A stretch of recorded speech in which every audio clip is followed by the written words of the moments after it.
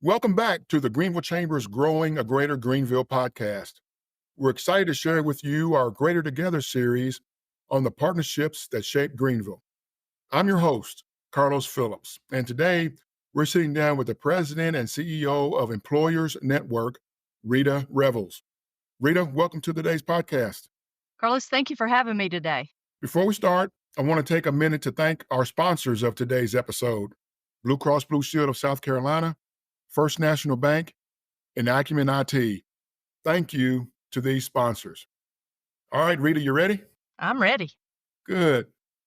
Can you start by giving us an overview of the Employers Network and its mission within the Greenville community? Absolutely. So the Employers Network's mission is to assist employers of any industry, of any size, in attracting, developing, engaging, and retaining their talent. And that's been our mission since 1959. And while that seems like a really simple sentence, there's a lot behind the activities that go into supporting employers in our community in retaining and developing their talent. Good. Now, the Employers Network and the Chamber partner on several key initiatives, including the HR Law Update and the SC Environmental Health and Safety Conference. Can you share more about those events and their significance to our employer community? Absolutely. So the Human Resource Law Update this is an event that we have partnered with the Greenville Chamber on for, believe it or not, 30 years now. And it is the premier HR conference, really not just in the upstate, but in South Carolina. And we attract HR professionals at every level. So we attract the chief human resource officers, we attract HR directors, HR managers, and even those who are very early in their HR career. We bring them together usually in March every year, and our event this year is going to be March 6th and 7th at the Greenville Convention Center. But we bring them together and we provide information on employment law. What are the trends in employment law? What do we think is out on the horizon in employment law? And in addition to employment law, what is the most recent interpretation of some of the employment laws? And in addition to that education piece, there's also an opportunity for those professionals to network with each other during this event. The South Carolina Environmental Safety and Health Conference is one of our newer initiatives with the Greenville Chamber, and this will be our fourth year in 2025. That started out as a small event, and we had the safety, health, and environmental tracks all together. We're seeing tremendous growth in that conference, and last year we separated it into two tracks. So safety professionals can take an educational track that is very specialized towards the safety field, and your environmental professionals can choose a track that is very specialized towards environmental issues. And that conference is growing. We are attracting participants from Greenville and even from outside the Greenville area to that conference. And we do anticipate continued growth there, and we are very thankful for the partnership with the Greenville Chamber on that event. Well, I'll tell you what, we're grateful for the partnership as well and the thought leadership that you bring to our employer community. So thank you for that. Another important collaboration between our organizations is the Wage and Benefits Survey.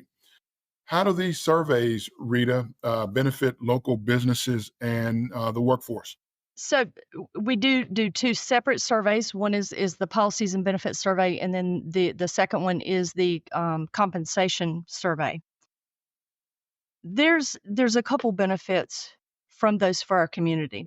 The first one is that our local employers look to those surveys for guidance on compensation and on benefits packages, maybe on even where they need to adjust a policy, such as a vacation policy or a work from home policy.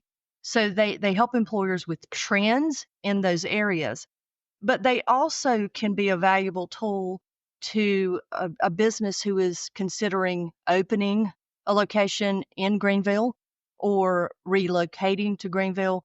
There is data there that they can use to determine benefits packages and wages, even before they establish themselves here. So that data is crucial to our employers to help them make informed decisions strategically about benefits and compensation. Yeah. Rita, how do you gather that information? We reach out to all of the employers in South Carolina.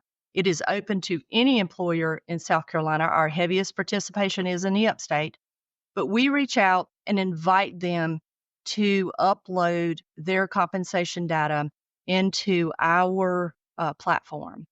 That data is maintained confidentially. So it is not shared as an individual company's data. It is only shared on an aggregate Cumulative. basis. Yeah. Yeah. So we gather that information and then we vet that information. So there's a lot of time spent verifying that everything is accurate, asking questions when we see outliers, and then that data is analyzed using our industry standards for that, and then it's published. And on average, if I could ask, how many responses, do you get to that survey? It varies a little from year to year, but we typically will have around 200 different organizations participate in that. And that is upwards of, in many cases, uh, over 100,000 to 150,000 individual jobs. Got it. So you get good sound data from that. We get really good sound data from that. Good deal. Now let's broaden our conversation a little bit beyond partnerships. I want to ask, what are some of the current talent and workforce trends that you're observing out there in the marketplace right now? Well, one of the trends that we're seeing is this continued request or this continued need for a hybrid work arrangement or a remote work arrangement. And in some cases, that is something that an employer can provide, and in some cases, they have to provide it on a limited or hybrid basis, and in some cases, it's not possible. But we're still seeing the continued trend in the request for remote and hybrid work arrangements, really in all industries. The second thing that we're seeing is the need for employees to reskill or upskill a workforce. And, historically, as an employer, we may have run an ad, and our candidates who applied already had the skill we needed. Today, we're looking for a candidate that can learn the skill that's needed. So one of the trends is that we need to reskill or upskill the workforce, and not just our existing workforce, the workforce that we are recruiting today. And that presents some really unique challenges to employers. I bet it does. I've often heard that uh, many of the jobs that exist today, they may not exist in their same form next 5 or 10 years. And organizations here this is where a strategic approach is so important, because we have to do a gap analysis. So what skills do we have today? What are we going to need next year, and what are we going to need 5 years from now, or maybe even 10 years from now? So we have to become very strategic and looking at where's that gap, and then how are we going to fill that gap? What tools are we going to use? What avenue are we going to use? So we have to make that part of our business strategic plan. Blue Cross Blue Shield of South Carolina is a longtime partner of the Greenville Chamber and offers a wide range of health plans and options designed just for Chamber members. Companies with 51 or more employees have access to Chamber Blue, Blue Cross's exclusive portfolio of more than 40 unique health plans, with enhanced office visit copays, access to innovative apps, and more. Blue Cross is the only South Carolina health insurance carrier serving its citizens for more than 75 years. For information about our health plans for Chamber members, call the Greenville Chamber at 864-239-3723. This question is not on the script, but I'm convinced you know the answer to it. What does your data tell you about those skills that will be needed in the next 5 to 10 years? I think the number one skill that we're going to see needed is how do we utilize AI in the workforce? And there's going to be a lot of skill sets needed to support the demand or the increased demand for AI. So that's probably the number one thing that we're going to see the need for. And in that same arena, it is the ever quickly changing technology and continually reskilling our workforce to use the newest technology, which is coming to us really quickly, almost every day. Mm-hmm. Yeah. And there's a lot of concern about artificial intelligence, Absolutely. That's a lot of concern. how it will impact future workforce. And much of that talk is gloom and doom, but I hear a lot of it that says, you know, we shouldn't be as concerned about it replacing people, but maybe their jobs change. The skills needed will change. And I look forward to the chamber and perhaps even in partnership with Employers Network, maybe delivering some programming on AI and AI in the future of our workforce. Yes, that's the number one initiative that we're working on right now is providing some training and some education on AI use by businesses, AI use specifically in HR, and also thinking through the ethical use of AI, and then making sure that the use of AI is not putting any of our proprietary or confidential information at risk. Agreed.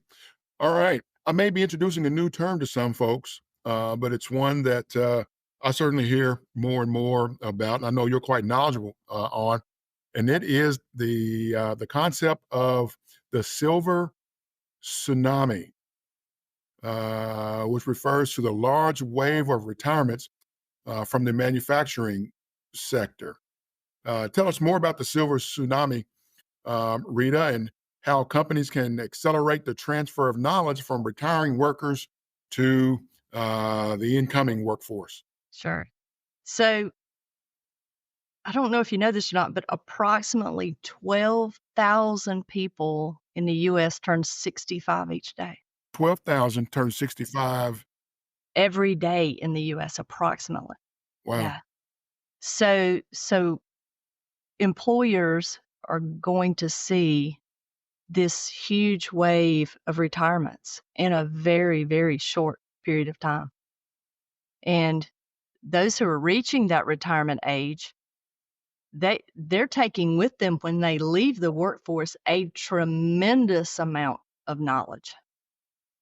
And there's a couple ways that we recommend that companies consider to have that knowledge transfer. And one of the ways is something called a phased retirement. And a phased retirement is where the individual who is reaching retirement age and wants to retire is phased out. And there's some advantages to that for both the employee and the employer.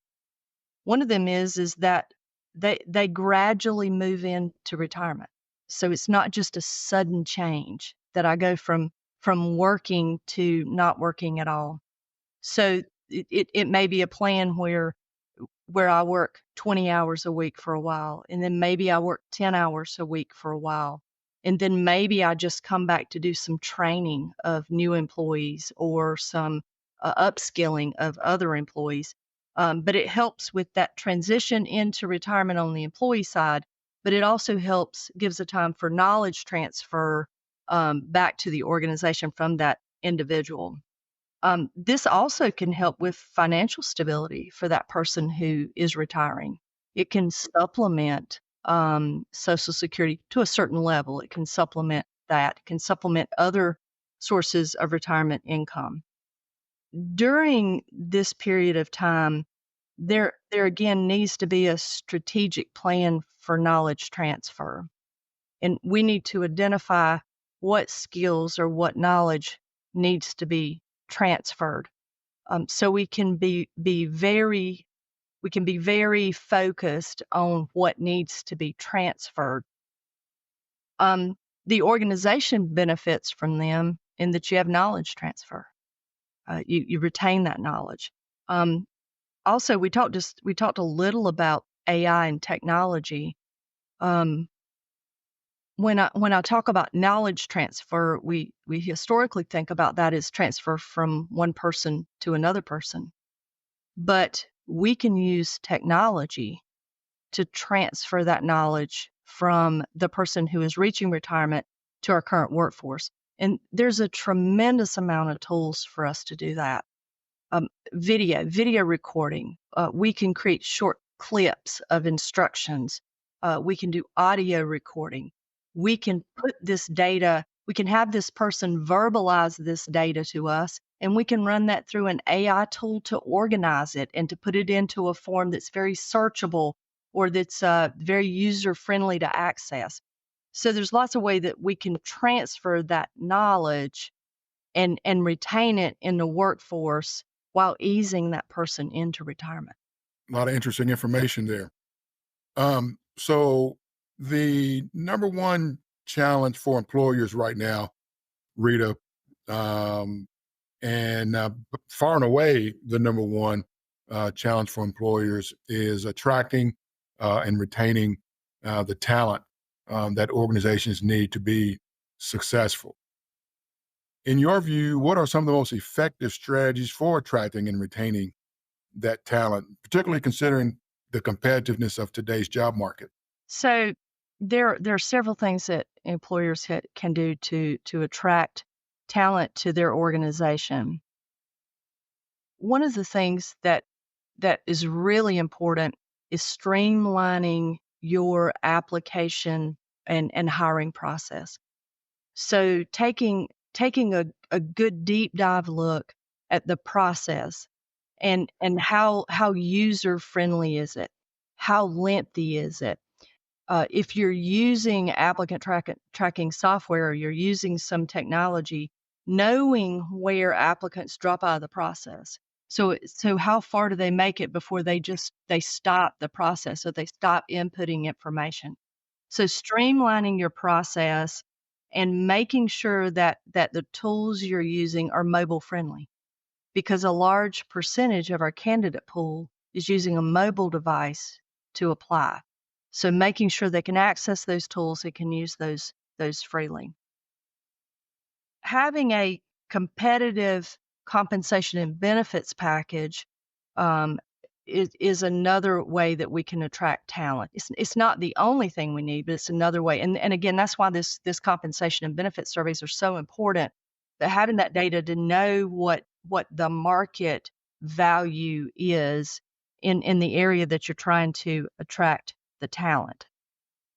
Another one is if you can, and I talked about this just a few minutes ago, but if you can offer a flexible work arrangement, if you can offer a remote work arrangement, and that's something that the candidates that you're attracting desire or want in a job, if you can offer that, having that package developed and having clearly established goals and expectations for that person working in a hybrid or remote environment.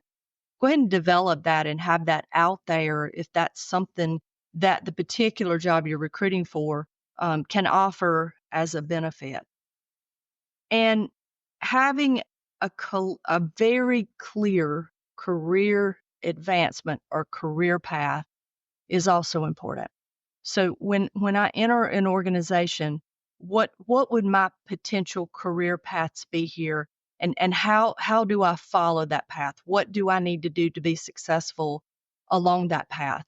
And not just in jobs where that path leads to a leadership position, but in paths where that job leads perhaps to a promotion within a manufacturing facility, or to a career path that is not into leadership, but is maybe into a senior technical role.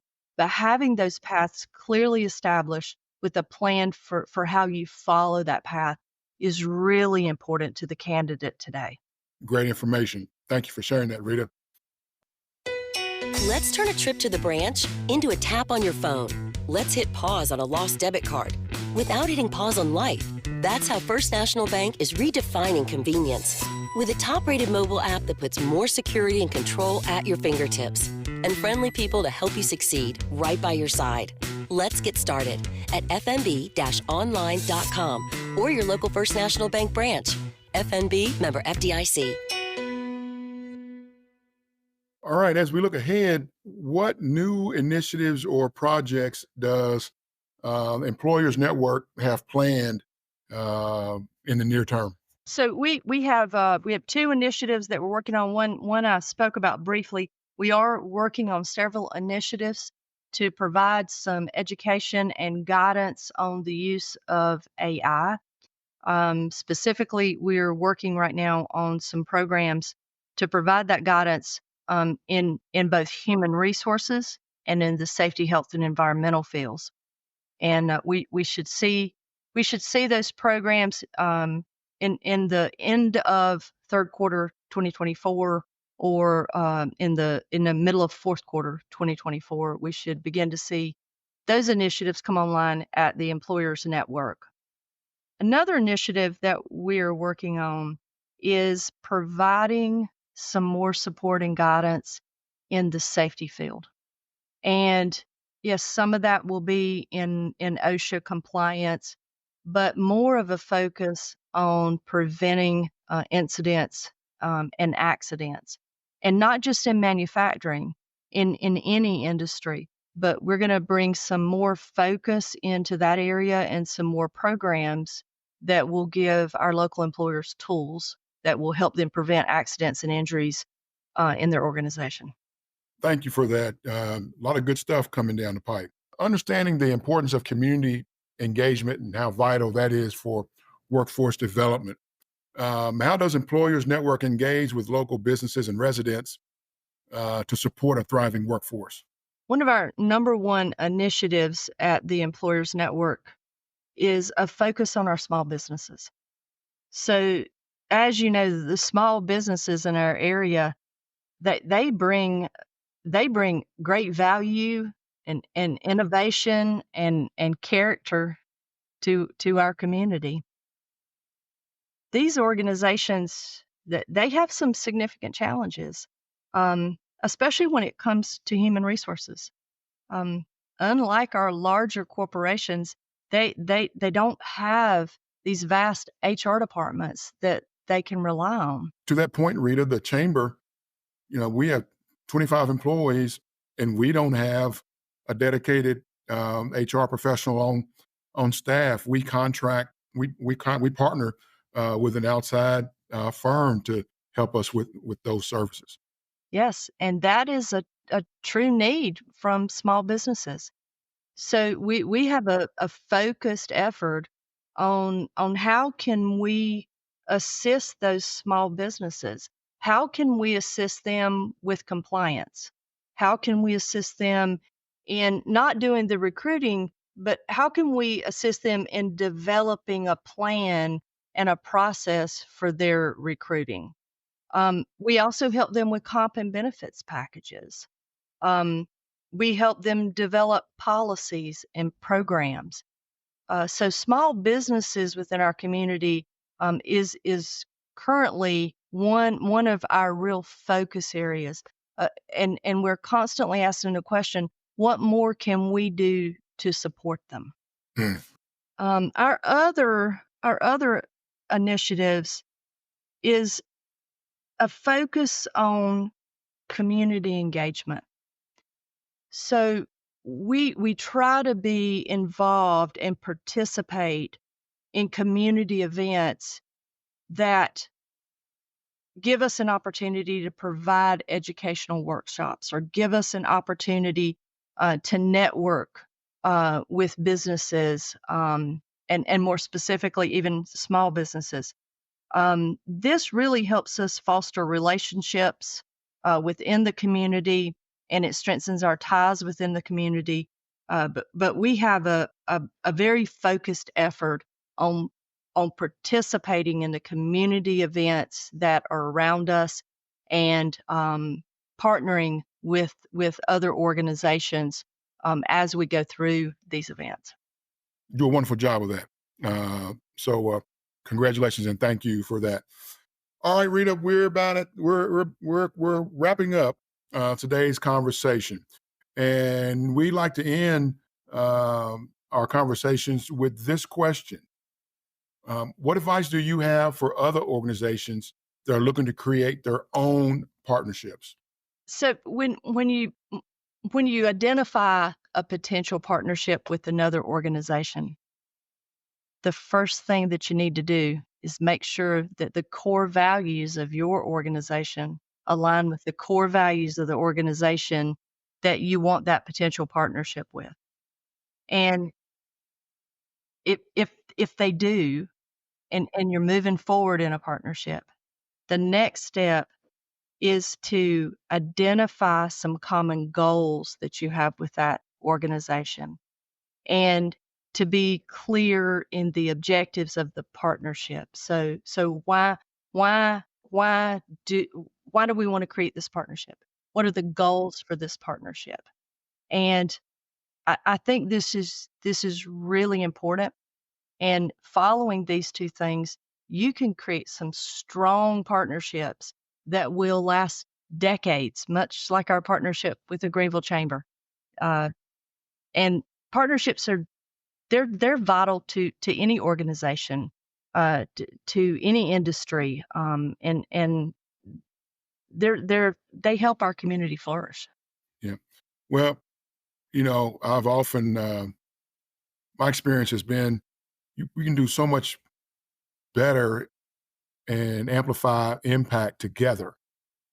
And so we certainly enjoy our partnership with Employers Network, and we hope Employers Network finds mutual benefit in this partnership with the chamber. We absolutely do, and we are so thankful for our relationship with the Greenville Chamber. Well, and I'm going to tell you, through this conversation today, we may have uncovered a couple of opportunities to further strengthen our strategic partnership. So, thank you again, Rita, for joining us on today's podcast. No, thank you, and I look forward to working with you in the future. Likewise, same here. And don't forget to sign up for the HR Law Update and take the Wage and Benefit Survey when you see it go live this year. Again, want to thank our generous sponsors of the podcast: Blue Cross Blue Shield of South Carolina, First National Bank, and Acumen IT. And thank you, our listeners, for joining us today and for helping us in our efforts to grow a greater Greenville. Take care.